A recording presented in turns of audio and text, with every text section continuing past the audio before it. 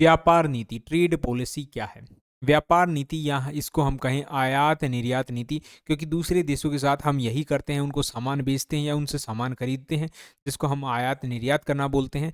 तो उसी की नीति व्यापार नीति होती है।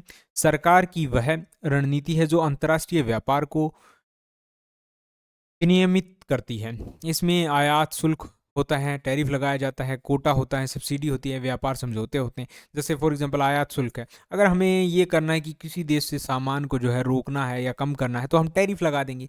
मान लेते हैं 100 रुपये की कोई चीज़ किसी देश से आ रही है, हमने इसके ऊपर 20% टैरिफ लगा दिया, तो इसका मतलब अब ये देश में 120 रुपये की बिकेगी। अब जब इसकी कीमत ज़्यादा होगी तो लोग जो है इसको कम मंगवाएंगे, ठीक है, तो इसका आयात कम होगा। तो ये सारी चीज़ें होती हैं। या कोटा सिस्टम होता है कि हम इतना ही मंगवाएंगे, या सब्सिडी भी दी जा सकती है, हो सकता है, ठीक है।